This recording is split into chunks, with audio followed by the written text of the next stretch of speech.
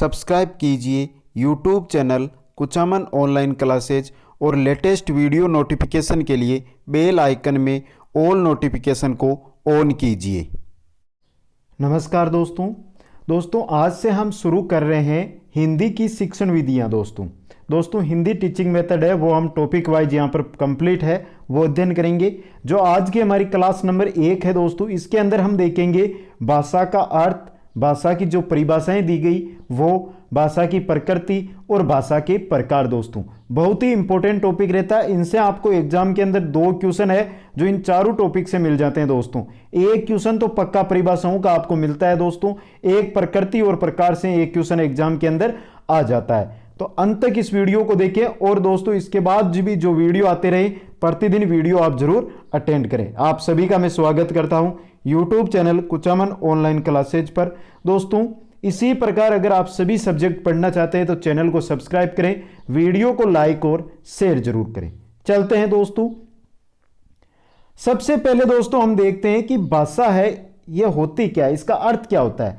क्योंकि चीज जिसको हम पढ़ना चाहते हैं उसके बारे में हमें बेसिक जानकारी होना जरूरी है। तो भाषा है, भाषा की हम परिभाषाएं देखेंगे, भाषा की प्रकृति देखेंगे, भाषा के प्रकार देखेंगे, लेकिन भाषा क्या है यह तो चेक करें कि भाषा है क्या।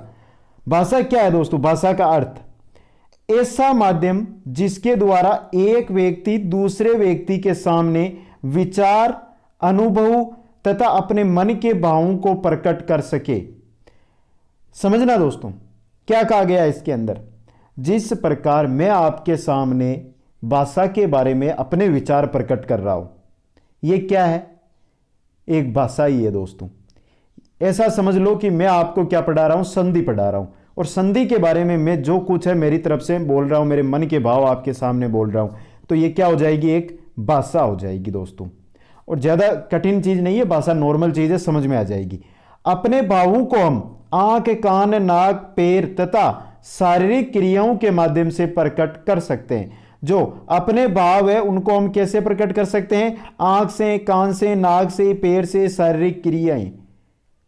शारीरिक क्रियाएं मतलब शरीर के किसी भी अंग से हम इनको प्रकट कर सकते हैं। वस्तु प्रदर्शन, चित्र प्रदर्शन, भिन्न भिन्न क्रियाओं द्वारा, भिन्न भिन्न संकेतों द्वारा व्यापक अर्थ में भाव प्रकाशन के इन्हीं साधनों को भाषा कहते हैं दोस्तों। तो समझ में आ गई होगी दोस्तों भाषा किसे कहते हैं। क्वेश्चन नहीं आता है लेकिन दोस्तों जानकारी जरूरी है। अब दोस्तों यहां से क्वेश्चन आ सकता है, ये चीजें ध्यान देना। वर्तमान युग में अधिकतर विद्वान क्या मानते हैं? विचार तथा अनुभव को व्यक्त करने के लिए प्रयुक्त होने वाले ध्वनि संकेतों को ही भाषा की संज्ञा देते हैं। वर्तमान के अंदर जो विद्वान है, ज्यादातर विद्वान है, अधिकांशतः जो विद्वान है दोस्तों, वह विचार और अनुभव को व्यक्त करने के लिए जो ध्वनि संकेत प्रयुक्त किए जाते हैं उन्हीं ध्वनि संकेतों को ही क्या मानते हैं? भाषा मानते हैं दोस्तों। आगे है, सामान्यतः भाषा मनुष्य की सार्थक व्यक्त वाणी को कहते हैं। जो भाषा है वो मनुष्य की सार्थक व्यक्त वाणी को कहा जाता है दोस्तों। जो भाषा शब्द है ये संस्कृत के भाष धातु से बना हुआ है, इंपॉर्टेंट है, इससे क्वेश्चन आ सकता है दोस्तों। अब बात करते हैं कि भाष जो है धातु है, इसका अर्थ क्या होता है? तो इसका अर्थ होता है वाणी को व्यक्त करना। भाष का अर्थ क्या होता है? वाणी को व्यक्त करना दोस्तों। आगे चलते हैं दोस्तों, ये हो गई हमारी भाषा का जो परिभाषा है या भाषा की जानकारी बेसिक। अब देखते हैं भाषा की परिभाषाएं, जो विद्वानों ने परिभाषाएं दी है। इंपॉर्टेंट 5 परिभाषाएं मैं आपके सामने लेकर आया हूं जो आज तक एग्जामों में आई है, इनसे बाहर एग्जाम में क्वेश्चन नहीं आता है दोस्तों। 5 ही परिभाषाएं हैं। एक जानकारी आप सभी मित्रों के लिए दोस्तों, हिंदी की जो शिक्षण विधियां आपको बहुत जगह इनकी क्लासें मिल जाएगी, ऑफलाइन आपने क्लासें ली होगी, पुस्तकें होगी, लेकिन इतना कहना चाहता हूं कि दोस्तों ये जो मैं यहां पे आपके सामने वीडियो लेकर आया हूं, स्क्रीनशॉट लेके आप अपने नोट्स जरूर बना लेना, क्योंकि 13 या 14 15 पेजों तक आपके संपूर्ण नोट्स हो जाएंगे और इनसे बाहर एग्जाम के अंदर क्वेश्चन भी आपको नहीं मिलेगा। चलते हैं दोस्तों, सुमित्रा नंदन पंत के अनुसार परिभाषा, भाषा संसार का नादमय में चित्रण है, ध्वनिमय स्वरूप है। यह विश्व की हृदय तंत्र की झंकार है, जिसके स्वर में यह अभिव्यक्ति पाई जाती है। आज तक जो क्वेश्चन पूछा गया है वो सीधा सा पूछा गया है यहां से लेकर। भाषा संसार का नादमय चित्रण है, ध्वनिमय स्वरूप है, यह विश्व की हृदय तंत्र की जानकार है। यह परिभाषा किसने दी? इतना क्वेश्चन है जो बहुत बार एग्जामों में आ चुका है, बहुत ही इंपॉर्टेंट है दोस्तों। ये एक जानकारी और दोस्तों कि दोस्तों प्ले लिस्ट बना दी जाएगी हिंदी शिक्षण विधियां कंप्लीट कोर्स। उसमें आप जो वीडियो है, जैसे वीडियो आएंगे वो आपको मिलते जाएंगे, तो उसके अंदर आप जरूर जाकर एक बार वीडियो चेक करें दोस्तों। नेक्स्ट परिभाषा है पतंजलि के अनुसार, भाषा वह व्यापार है जिसमें हम वर्णनात्मक या व्यक्त शब्द द्वारा अपने विचारों को प्रकट करते हैं। यह भी इंपॉर्टेंट परिभाषा है दोस्तों।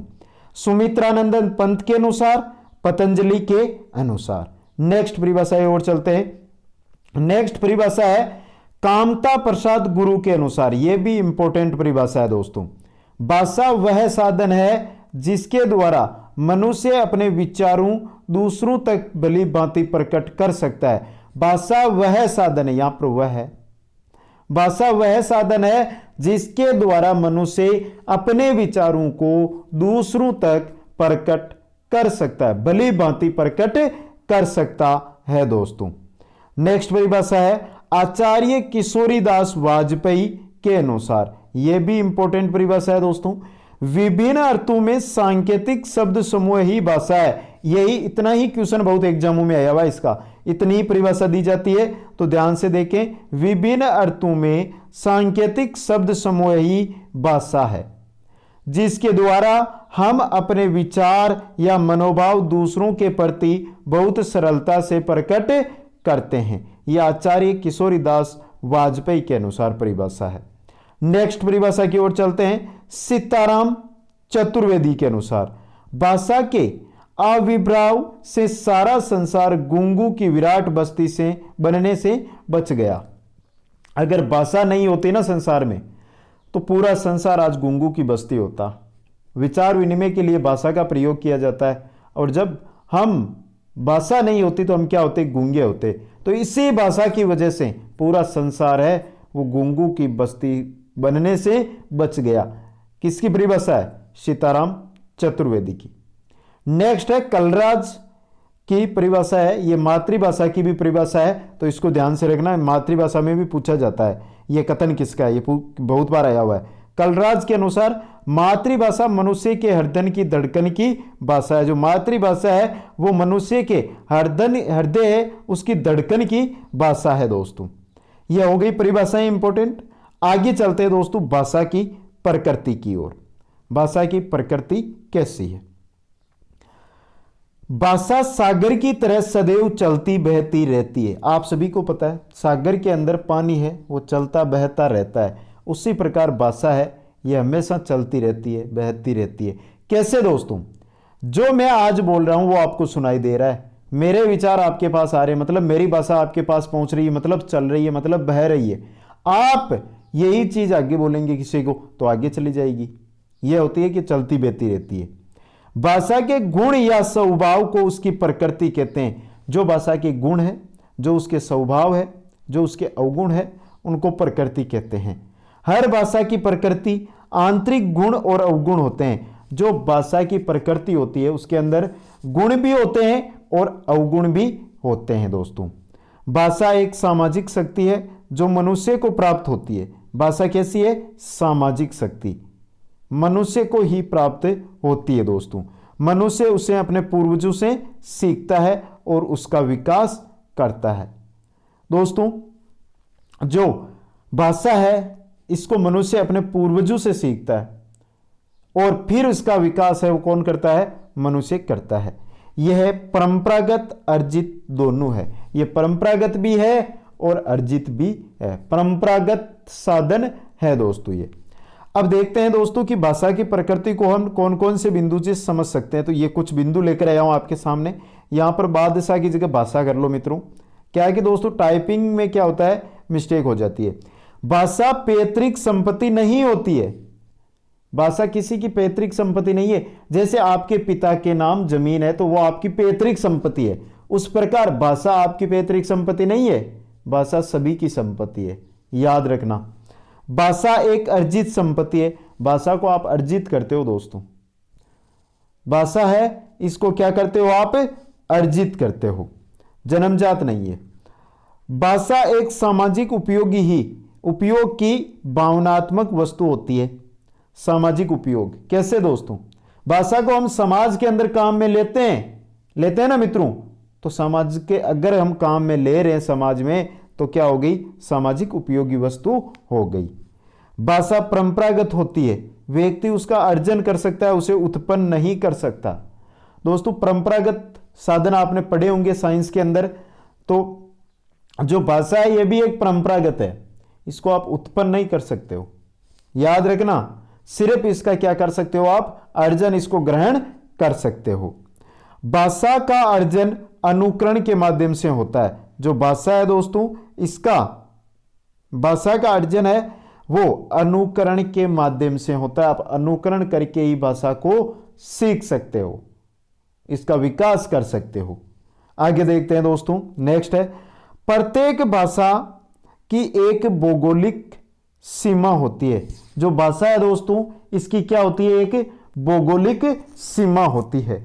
प्रत्येक भाषा है उसकी फिक्स सीमा होती है। ये नहीं है कि ये आप है उस सीमा से बाहर चले जाओ, सीमा तक ही भाषा है वो रहती है दोस्तों, उसके बाद भाषा नहीं रहती है। ये भी इंपॉर्टेंट है, इसको ध्यान में रखना, पूछा जा सकता है एग्जाम के अंदर। नेक्स्ट है दोस्तों, प्रत्येक भाषा की संरचना अलग होती है। जो भी भाषाएं हैं उनकी संरचना अलग अलग होती है। ये चीज तो आपने पढ़ रखी होगी दोस्तों कि प्रत्येक भाषा की संरचना है वो क्या होती है? अलग अलग होती है। और 8वां है, भाषा के 2 आधार होते हैं। कौन कौन से? एक भौतिक आधार और दूसरा अभौतिक आधार। भौतिक आधार को लिखित भी कहा जाता है और अभौतिक आधार को मौखिक भी कहा जाता है। दूसरी बात दोस्तों, जो भौतिक आधार होता है वो क्या होता है? स्थायी होता है, और जो अभौतिक होता है, मौखिक होता है, वो अस्थायी होता है। यहां पे दोस्तों इनको आप आसानी से समझ सकते हैं। भौतिक लिखित आधार, दोस्तों जो लिखित चीज है, यहां पे मैंने ये लिख रखा है कि प्रत्येक भाषा की संरचना होती है। ये लिखी हुई चीज है, ये स्थायी रहेगी ना, स्थायी रहेगी ना, इसको आप चेंज नहीं कर सकते। जबकि मैं बोल रहा हूं भी मुंह से, अगर मैंने आपके सामने कुछ बोला तो उसमें परिवर्तन हो सकता है। वो कौन सी हो गई? मौखिक। तो लिखित स्थायी होती है, मौखिक क्या होती है? अस्थायी होती है दोस्तों। अब आगे चलते हैं दोस्तों, आगे हम देखते हैं भाषा का महत्व है। भाषा का महत्व है क्या है दोस्तों? मनुष्य के द्वारा अर्जित किया गया सबसे महत्वपूर्ण उपागम भाषा ही है। मनुष्य जितने उपागम अर्जित करता है उनमें सबसे महत्वपूर्ण उपागम कौन सा होता है? भाषा होता है, जिसके द्वारा मनुष्य ने विभिन्न प्रकार के आविष्कार तथा वैचारिक प्रगति की है। भाषा के द्वारा ही मनुष्य ने आविष्कार किए, प्रगति की। किससे? भाषा से। भाषा के माध्यम से ही मनुष्य अपने दम पर इस सृष्टि में एक बुद्धिमान प्राणी के रूप में जाना जाता है। जो मनुष्य है, अगर भाषा नहीं होती तो सबसे बुद्धिमान नहीं होता। भाषा के दम पर ही मनुष्य सबसे बुद्धिमान बना है दोस्तों।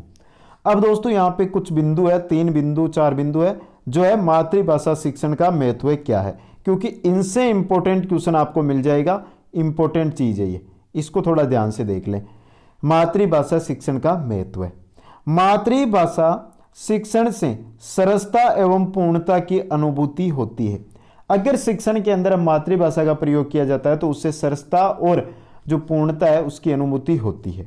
नेक्स्ट है, मातृभाषा शिक्षण से अभिव्यक्ति में स्वाभाविकता एवं प्रभाव उत्पादकता संभव होती है। मातृभाषा शिक्षण से जो अभिव्यक्ति है, मैं अगर आप किसी कक्षा में पढ़ा रहे हैं और उनकी मातृभाषा में अगर आप शिक्षण करवा रहे हैं तो उनकी जो स्वाभाविकता है, जो उनकी अभिव्यक्ति की जो स्वाभाविकता है और जो उनका प्रभाव है बोलने का, उसके अंदर क्या रहेगी दोस्तों? अभिव्यक्ति, खुली अभिव्यक्ति रहेगी। नेक्स्ट है, मातृभाषा शिक्षण से सामाजिक एकता में सहायता प्राप्त होती है।